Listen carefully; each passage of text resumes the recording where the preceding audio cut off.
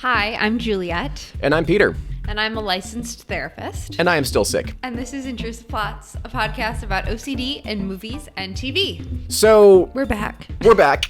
We cut this together like this because we kind of knew in advance when we did the first episode that this would be a two-parter. We had a lot to say about the Monk pilot. And we have even more to say about the Monk movie. We have more to say about the Monk movie, or Mr. Monk's Last Case, a Peacock original. This is over 20 years later. This is a post-COVID film.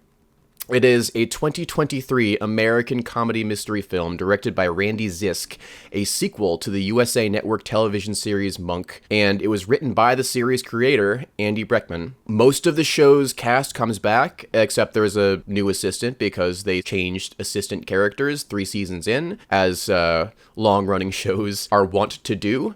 It is set 12 years after the series finale. It follows Adrian Monk, a private detective with obsessive-compulsive disorder and multiple phobias who comes out of retirement and reunites with his friends to solve a case involving his stepdaughter. This movie is the reason I was very excited to do the podcast Intrusive Plots at all, because this movie pretty much just came out. Yes, actually a year. So we're recording this on December 7th. December 8th, 2023 is when this movie was released. So she's not even a year old.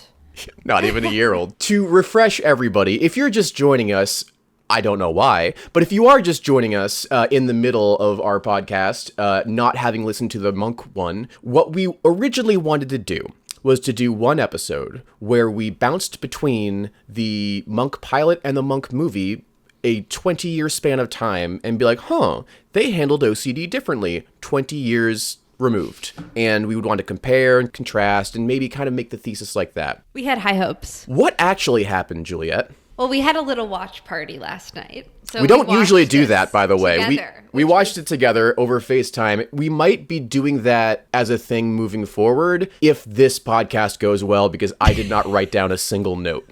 I wrote copious notes for the Monk pilot. I did not write down a single note for the Monk movie. So if we just... I feel confident that those neurons were firing last night, because I think I can speak for both of us when I say we were both flabbergasted by a lot of the movie.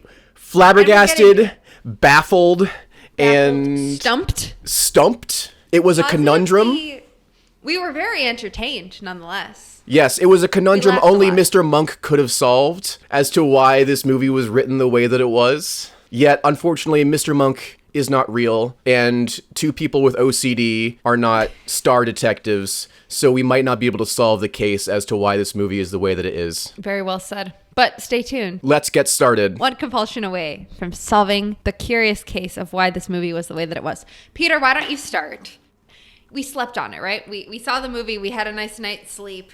You woke up. What were the things that really stuck with you this morning when you thought about your initial viewing of Monk, the movie? I was prepared for more of that bumbling fool, absent-minded professor, make a wild guess and solve the whole thing shtick that they established. I was prepared for that. I wasn't prepared for the lack of nuance that should have come 20 years after this pilot came out.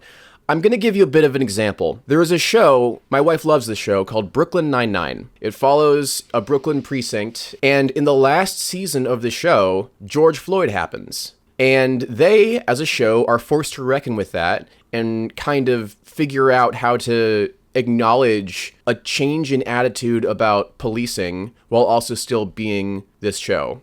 Monk does no such thing with mental illness. No.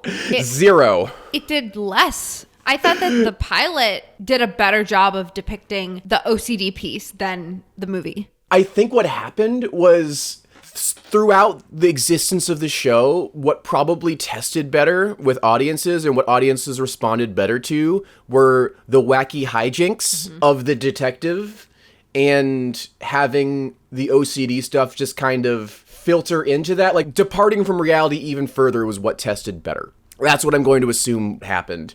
This movie is weird in many ways.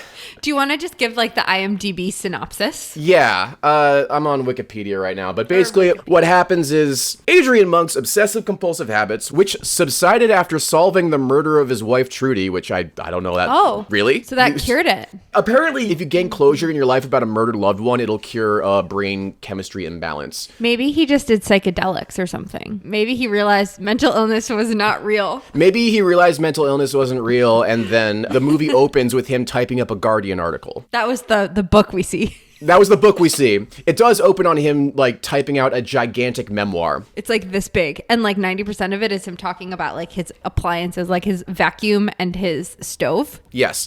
This movie, as movies go, as TV movies go, there is a stark rise in budget. So we see all kinds of stuff going on, all kinds of cutaways, stock footage. We get more, more stuff going on in the scenes. We get more elaborate locations. So good for them. 20 years later, they have a bigger budget to do more fun stuff. But he loses this book deal.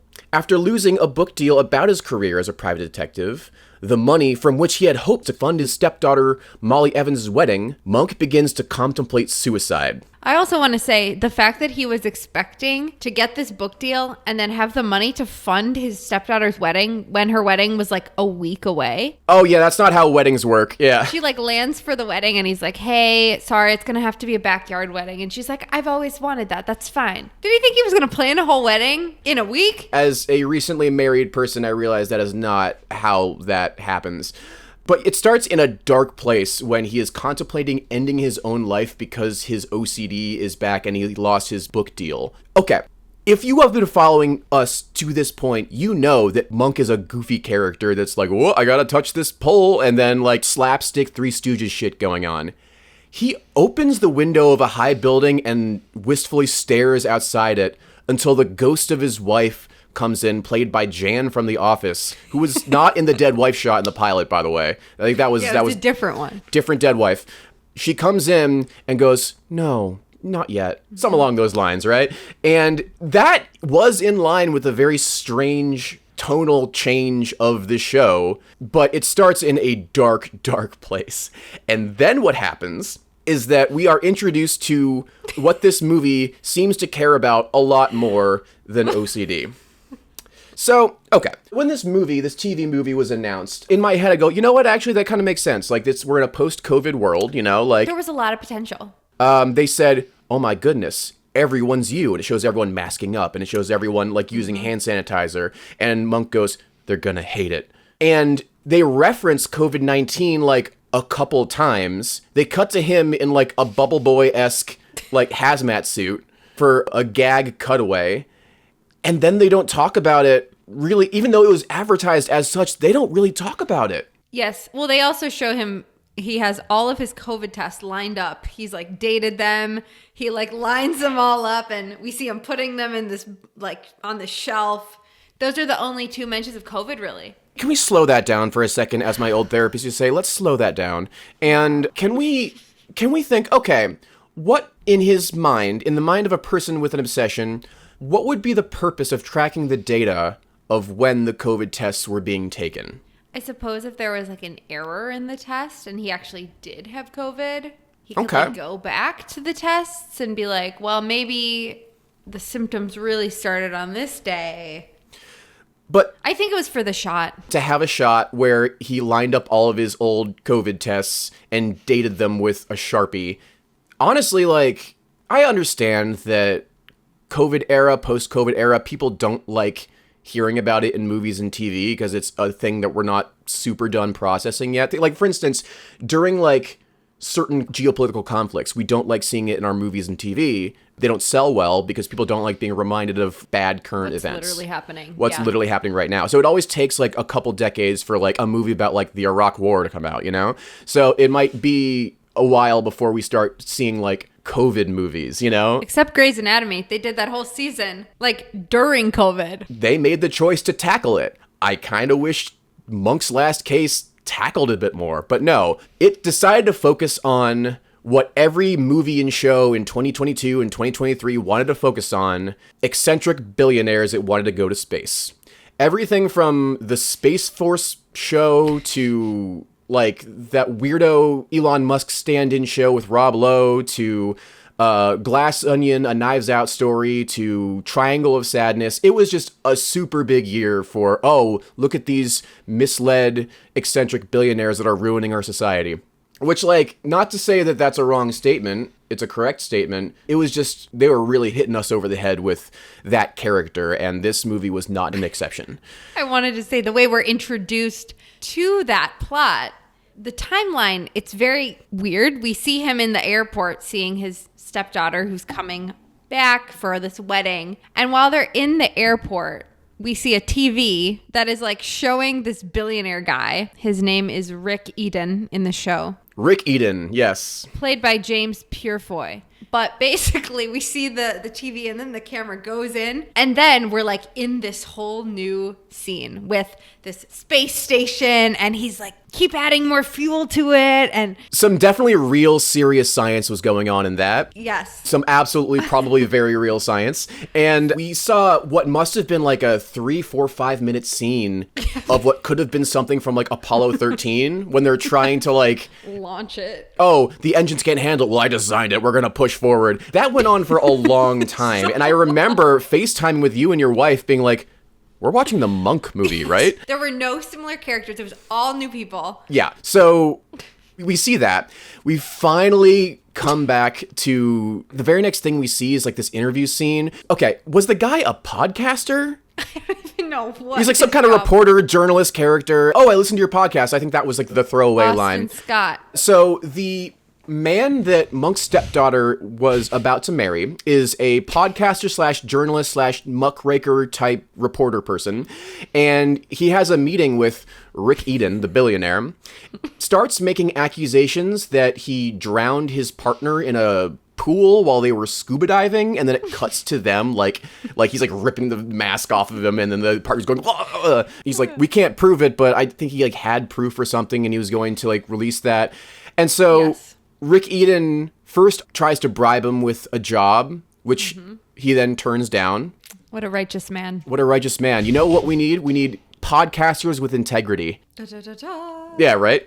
That being said, if NBC showed up and offered me a big fat check, I might be like singing Mr. Monk's praises right now. Like, I loved it. What we should do is we should email every single person being, listen, we're about to tear your movie apart unless you send us a lot of money. Sounds great. NBC did not return my email, so now we're going to have integrity. Yes. What happens is Rick Eden then plots to kill this man, not in any like regular way. Okay. Shortly before this wedding, if you're watching this, Juliet is having a hard time holding it together. Shortly before this wedding, our podcaster, journalist, integrity person that's about to blow the whistle on Rick Eden also happens to love bungee jumping. He just loves it. And they're planning their wedding, and he's like, no, I have to do this. I got a bungee jump right before. Like, how dare my wedding get in the way of my regular bungee jumping? Because he bungee jumps off of this one specific bridge, like 3 times a year. Exactly. He's in the bungee community. I'm not in the bungee community, but it seems like there are a lot of really enthusiastic people in the bungee community because there were a lot of people. More people were clapping for him than I think people have like ever clapped for me. Like, I thought there were a lot of like people in the OCD community, like at the IOCDF thing. I wonder if down the street there's like a bungee jumping community where they got an even bigger convention center. The rooms are even more packed and people are doing like panels on it. They're doing like bungeeing from the roof or something. Yeah, absolutely. Then during that bungee jumping scene, the thing is about the build up to the bungee.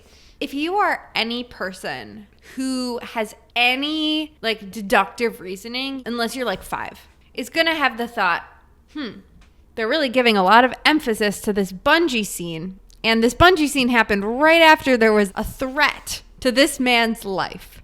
I have a suspicion that something might happen. And do you know what I said?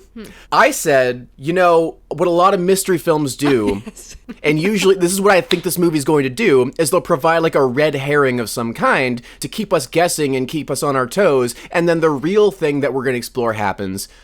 This movie did not do that. What you see is what you got. There was no red herring. There was no red herring. Rick Eden murders this integrity-filled podcaster in the most absurd way possible by, Are we getting there? spoilers for the Monk movie, he fucking dies. And the way that he dies is that... It's funny. Okay, that was funny what you just said, but the way that this man dies is genuinely hilarious.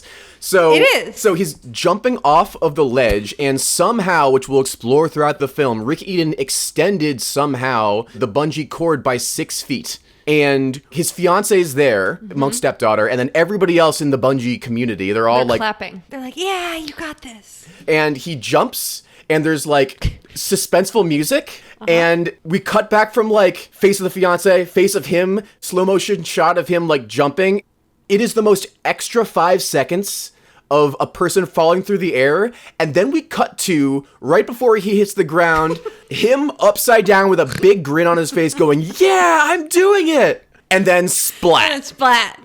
And I will say, we all lost it. We were laughing very hard. We had to pause the movie, compose ourselves. We rewound, we watched that scene again because we wanted to make sure that was indeed what we did see. And it was. And the entire bungee community all watching horror. Monk's stepdaughter starts crying, going, oh no, how could this happen? Now, you were commenting on how she was treating the sudden death of her fiancé very lightly. In this circumstance, I don't know what the right way of showing that would be. I'm a film director, and I don't know how the fuck to handle this scene. Well, she could have at least, like, she was, like, yelling, and there was probably, like, one tear. But she wasn't, like, she wasn't on the ground screaming. She was just like, oh, my God. And it's funny because the music that follows is what, assumably, like in the pilot, like, oh, this is bad, but it's the beginning of the plot or the problem. It's not anything super dark, even though it's not anything super somber. It's like, oh, how are we going to solve this one? But it's his stepdaughter's fiance that died super tragically. So Molly is so sure that Rick Eden is responsible for somehow lengthening the bungee cord by 6 feet to have him go splat. I don't know how she would have come to that conclusion because everybody else was there, but she does. This is where I had the red herring thought, but no, I'm going to spoil the movie. Peter, it is Rick Eden that killed the guy. Peter paused the movie and was like, so in film, we often see this play out, and there's often a red, and I'm just like, okay, well, like, maybe. No, it was Rick. It was the Elon Musk character. There was no plot twist. I think the plot twist was that it was 6 feet too long in a different way than they thought it was. Yes. There's this scene where Molly, the stepdaughter of Monk, and her fiance, Austin, are in Austin's garage that's like meticulously organized. And he's like, measure twice, cut once. And we see him cutting the bungee cord. Yeah, no, they flash back to him being super meticulous, which I think in the bungee community, you kind of have to be. We need a rep from the bungee community to weigh in to sign off on it, yeah. Yeah. But anyway, they discover that somebody broke into Griffin's workshop. Nothing was stolen, but they noticed because his trophies were out of order, which is a very Monk way of realizing something. And then Peter said... Oh, God. Peter said, I think the person who broke in put this as like a decoy because Monk would notice it because it's so obvious. Because it was so fucking obvious, no, and it's a very Monk thing to do. But no, he just forgot to put the trophies in the right order. There's no double-crossing or special intrigue going on here. Anyway, so now they all go see Rick Eden, whom they're all very sure killed this man, and like 30 minutes into the movie... that we're a good deal into the movie, and Monk has barely agreed to even take the case at this point. He's like, honey, he's dead. Like, you need to move on. Which is kind of ironic because when his wife was killed, he spent like 8 seasons trying to... Yeah, he spent 8 seasons, but when his stepdaughter's fiance dies, he's like, oh, I'm so busy. Like, fuck you, dude.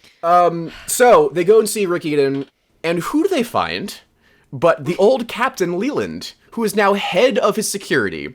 They needed to get that character back into the movie somehow to have that character return. Why did this Leland character sell out this hard to be the head of security of this Elon Musk character? I don't know. Why did he also become like 1,000 times more cowboy Texan in between the 8 seasons and the 21 years? Juliet did not guess this reference, but her wife did. I said this guy literally turned into Doug Dimmadome with the Dimsdale Dimmadome, just walking around with his hands on his hips going like, this man changed. You changed, Leland. He also is resistant over Rick Eden being the killer because he wants to keep his cushy new job. Yes. Okay, so Monk sees like a sticky note or two and starts like narrowing down who may have been the plant of Rick Eden. Turns out it's this guy named Kubrick, and Kubrick very, very intelligently says, it was exactly 6 feet. Like right when the guy dies, goes, oh man, it was just 6 feet too long. If you're gonna murder somebody, I'm not sure if you'd put the clue like very specifically right there. And this guy also had 2 white painted fingernails. Bro. Monk said, I used to go to baseball games, or I played baseball once, and that's something that catchers do. That's how they communicate with the pitcher. They paint 2 of their nails a very specific color. That was, I will say, it's a classic Monk moment, just making an absolute wild fucking guess, being magically right. So they narrow it down to this specific guy that specifically works for Rick Eden. And then Rick Eden ties up that loose end by killing him in the most absurd, out-of-pocket way. I feel like every time someone's killed by this billionaire guy, like, first off, be a regular billionaire, like, push him out a window, you know? Like, do regular billionaire things. The first time there was the bungee jumping master plan. This time is arguably more complicated. He sends fake threats to a dog shelter saying, we're going to blow up your dog shelter because animals deserve to live freely. Gives a bomb to the henchman that he's trying to bump off and has the bomb blow up on the way there. That is so much extra work. At this point, when Monk realizes all of this, he fails to stop the bomb blowing up. So about halfway or maybe 50 minutes into the movie, Monk has not done a single goddamn useful thing. There is not a lot of detective work going on in this movie. He and his former assistant, Natalie Teeger, who replaced, what's her name? Shanoa? No, Sharona, like my Sharona. My Sharona. Yeah. She replaced, anyway, they're at the shelter and there's this dog that's about to be euthanized. And oh my God. They're like, oh, this dog is like, he keeps like doing the same behaviors over and over and over again, and he's scared of everything. And basically, Natalie, the assistant, is like, he's like you. And then Natalie's like, never lose hope. Like, you're going to get adopted. And then Adrian Monk goes up to him and says, it's okay, you can lose hope. Also, throughout the whole movie, Adrian is like very suicidal. Like, we see him planning to die by suicide multiple times throughout the film. He's like stockpiling meds. He's also hallucinating because he's having like visual and auditory hallucinations of his deceased wife that are very intense. Sorry, I have to jump in about Jan from The Office, the dead wife. So a lot of times those are saved for like emotional moments, but no, the wife's ghost is like helping him out with the case. Not his assistant, not the cops. No. Jan points out, what about those trophies in the window? Like, Ghost Jan's helping him out. So if we really needed somebody, why not just have the goddamn assistant who was the purpose of the... Yeah, the assistant didn't do anything other than there was a scene when they're trying to chase the guy with the bomb to tell him, don't bring the bomb in. Yes. She's trying to turn around in the car. And there's a scene where it's like, oh, women can't drive.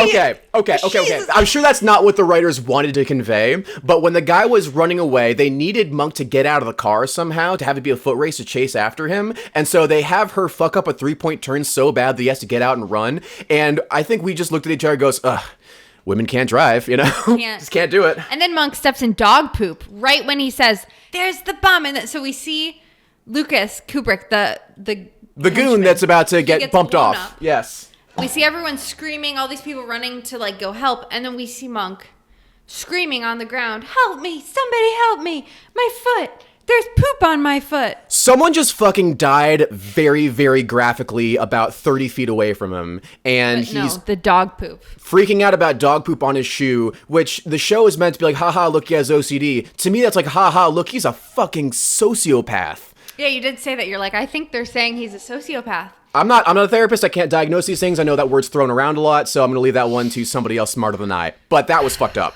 Yeah, and like throughout the whole movie up until this point, like the only OCD pieces we really saw were just like the kind of quintessential stereotype just right things of like ordering things and cleaning things and like things needing to look a certain way. But there was no like, we didn't see a lot of fear. We didn't see him trying to move forward despite the fear. We just see him kind of like doing these things and then laughing about it, and then other people are laughing about it. And his therapist then is like, I've been retired for 3 months, but I've still been treating you. And then they cry. That was such a weird scene. Okay, sorry, we're jumping around a lot, but the goon dies, and then from this really elaborate, I'm going to bomb a dog shelter plot, he goes back to his therapist, and his therapist opens up to him saying, I've got something to tell you, Monk. I have retired 3 months ago, or something like that. I don't see patients anymore, but I see you because I love you. And he starts tearing up and crying, and Monk starts tearing up and crying, and they both cry together for a little bit. And I, like, look at Juliet while this is playing over FaceTime, I'm like, this is illegal, right? Like, he cannot be doing this, yeah? And I'm also just like, how's he paying for this really fancy office in a high rise? Yeah, when well, he's I only mean, seen one client. I think psychologists and psychiatrists in the movies are all like school teachers in the movies. They get paid a lot more in the movies than they do in real life. But yes, no, that was such a bizarre scene. Let's see. Finally, Leland is on his side, goes, oh, fuck, Rick definitely did it. And they come up with the third dumbest plan of the movie. I wouldn't say it's the first dumbest plan. I'm going to say it's the third dumbest plan. They come up with all the information you need is on a laptop. And you need to infiltrate the house, just run upstairs and steal the laptop. Monk gets caught immediately. He tries to put on a bartender costume and he fucks up making drinks because haha OCD. Yep. Gets caught immediately, but it doesn't matter because he gets brought up to Eden's room where the laptop is. Eden doesn't question it. Eden tries to pay him off.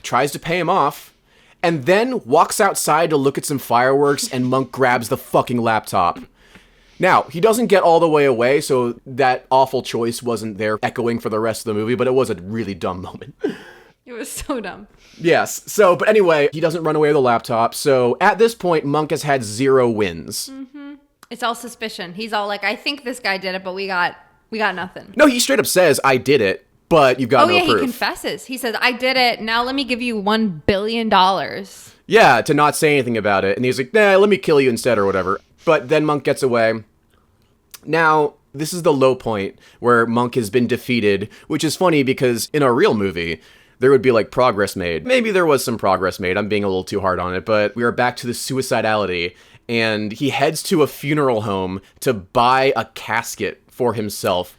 And in the weirdest fucking David Lynch-esque scene of the movie, comedian Richard Kind, they had this really weird funeral director like, my head is slightly bigger than yours, which clues Monk in that, oh, I've put it together why the bungee cord is 6 feet longer. The tape measure. I was so taken aback by the Richard Kind scene that I was thrown off as to what Monk put together. But Monk realizes, oh, somebody broke into the podcaster's house, the fiance's house, re-engineered the entire tape measure inch by inch so that it's ever so slightly longer so that it's actually like 306 feet rather than 300 feet, and then leaves, and then nobody notices. Hold on, I need to look at this Wikipedia. Does he find the tape measure? No, I don't think he finds any, like, the whole thing is there's, like, no evidence. And especially this guy is, like, an Elon Musk level billionaire. He's not going to jail. Those charges are not going to stick. If he got away with drowning his partner in a scuba diving accident where no one else is around, he's not going to jail for someone having a bungee jumping accident. Yes. But anyway, because this movie is this movie, he gets brought away in handcuffs. While he's about to launch his spaceship. Into space. They get the warrant for his arrest. He's in the spaceship. There's all these people watching. And there's like a timer going down, like 3 minutes until launch. And then all of a sudden, we see in the window of the spaceship, we see Monk's face. And then we see him squeegeeing the glass of the spaceship to clean it. Because it was apparently dirty or not right. He cleans the whole thing. And then he's like, hey, let me come in. And then someone on the speaker is like, you are under arrest. It's meant to be like kind of a calling card being like, haha, I found you.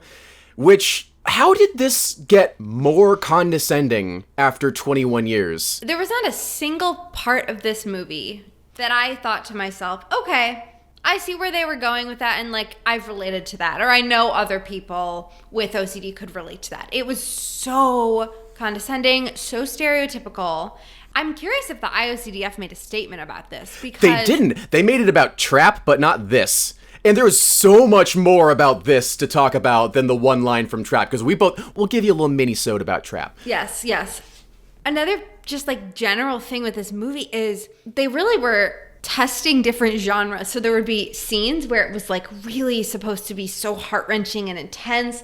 And then there are scenes when it's like, LOL, this is like the Stooges slapstick. And then there were scenes where it was like they were trying to be artsy with the cinematography. But the whole thread was that his OCD was a joke. He was also hallucinating. But that's not part of OCD. If you're hallucinating, I can't diagnose you, but you might not just have OCD. If you are seeing very vivid, A Beautiful Mind style people coming and talking to you, this might be above our pay grade, you know? Yes. That would be... I can't No, say it. we can't say it. We can't say it because even those are stretching those diagnoses quite a bit. Exactly, yes. We're going to say it's a straight up ghost talking to him, which honestly, a lot of TV shows love doing that. Dexter loves getting lectured by his dead father on every single season of Dexter. But this is 2023. I think we're done with that. We're done with ghosts guiding us? Yes. I think that trope is going to be here to stay, unfortunately, because it's a really easy way of delivering information to somebody and getting somebody out of a bind. It's peak lazy writing. So as long as it's an easy out, there's going to be some writer under a deadline that's going to take it. It's going to take the ghost came back and talked to me. That is one step away from me Googling the answer, which also happens in Dexter like every fucking episode. Let me Google the answer. Okay, so the case is put together.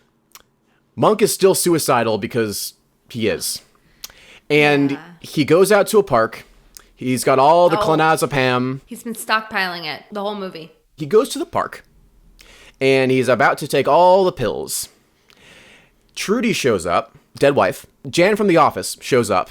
In all white. She's wearing white. Oh yeah, this is very important. She's in ghost clothes, all white. Not like a sheet over her head, but like... a white dress. Yeah, it's like a heavenly look, you know? Kind of culty. Kind of culty. This is important. Stay with us a couple seconds, because this is very important. She tries to talk him out, as ghosts do, of killing yourself, because I'm not alone up here.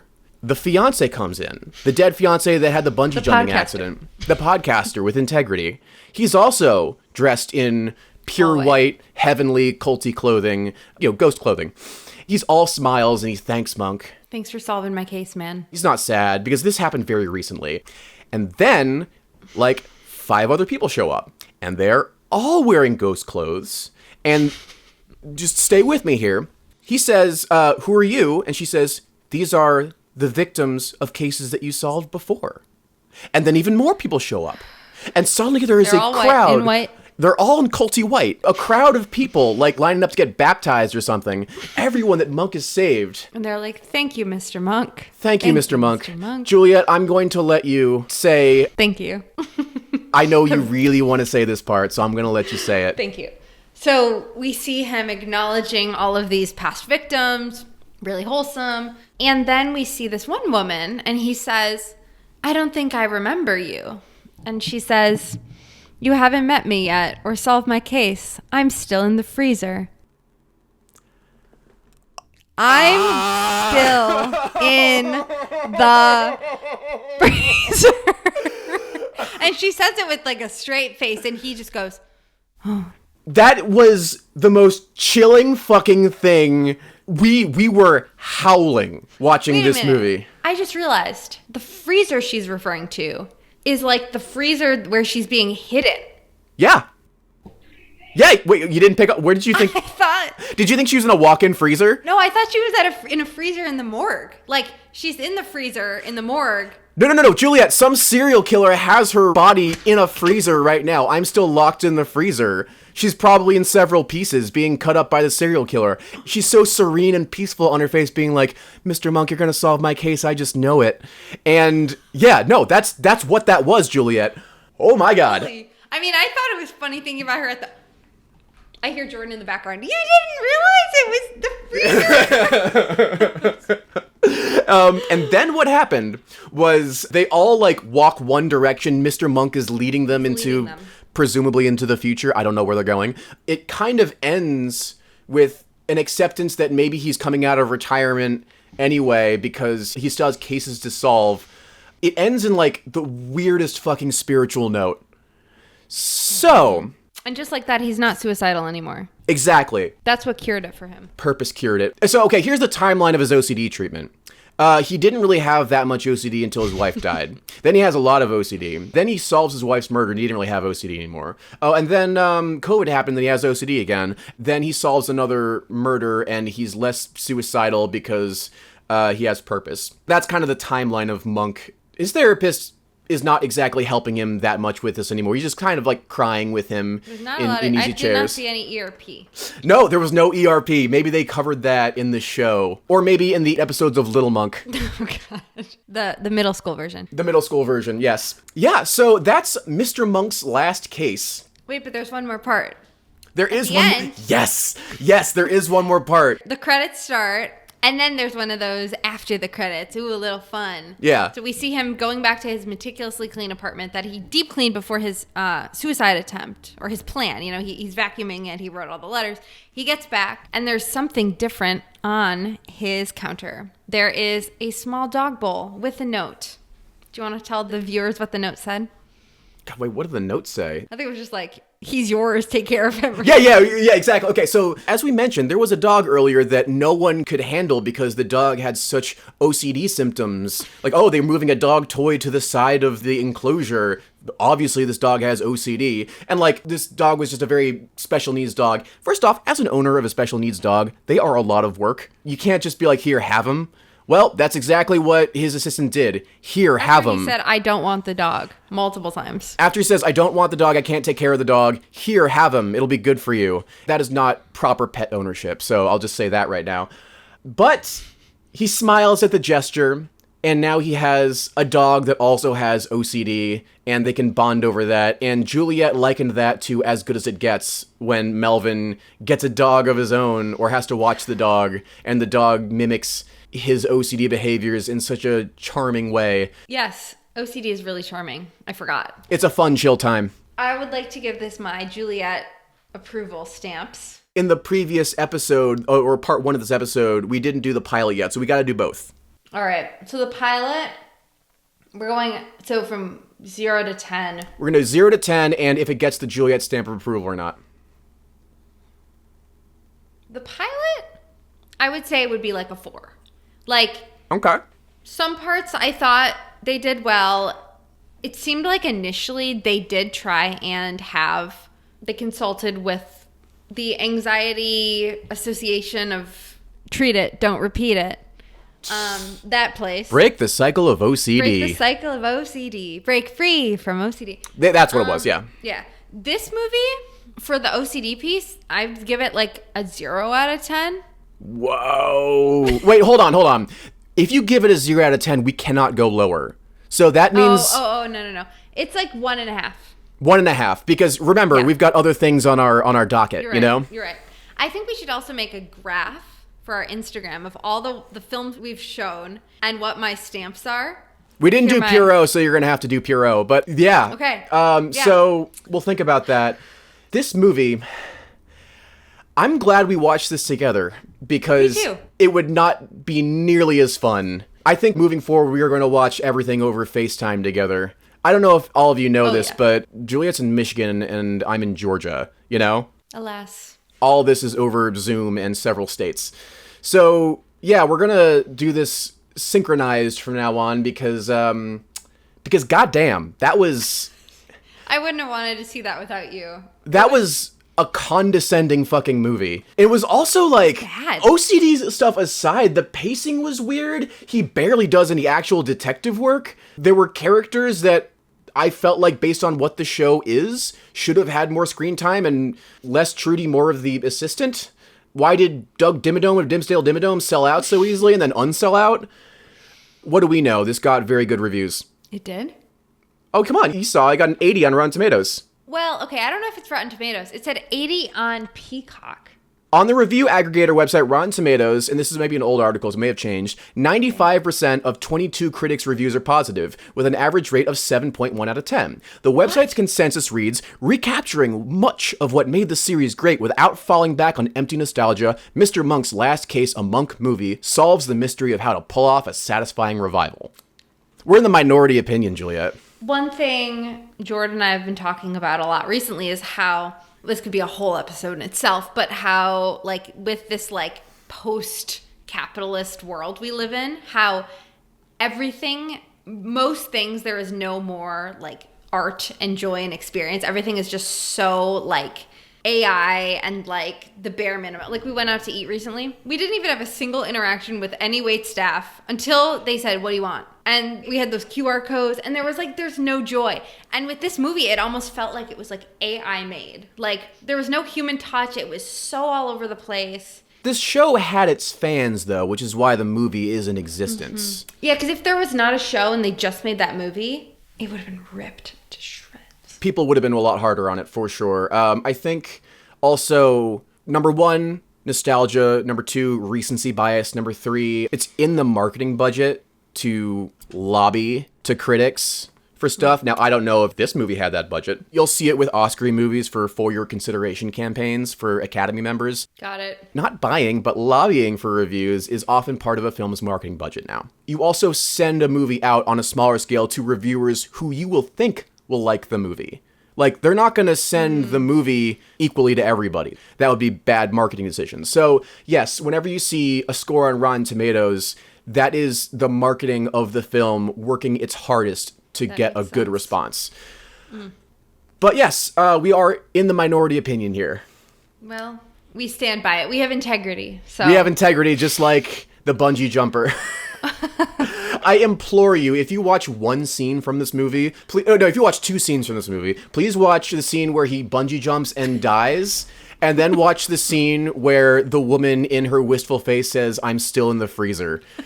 Far and away my two favorite parts of this movie. I would say for me it was the bungee jumping, the freezer, and then the really weird, like, 5-minute bit where they're, like, in the NASA space station trying to, like, max out the oxygen tanks on the spaceship. I was more confused because he was going to go to space in the space shuttle, but it did not have any thematic relevance. You know, like, if he didn't have the space shuttle, he'd just be arrested, like, chilling at his house. You know, it's not like there was, I mean, maybe I missed this in the movie. It's not like he was going to space forever. You know, like, oh, we got to catch him before he goes to space forever.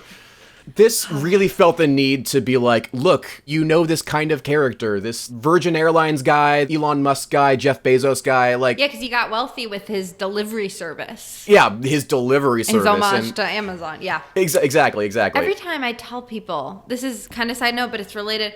Every time I tell people I'm an OCD therapist, I'm not even joking, but like 2/3 of them say, oh, like, have you seen Monk? And until now, I would say, no, I have not seen Monk. Now...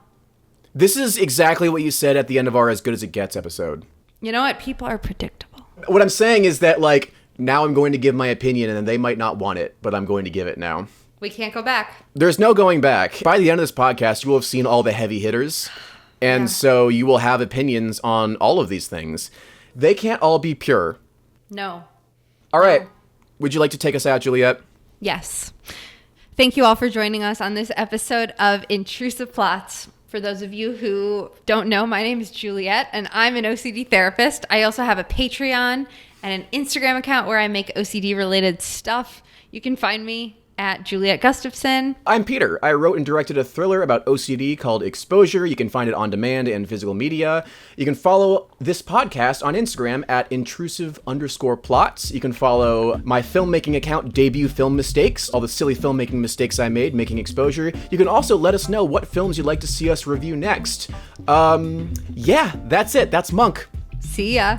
See ya.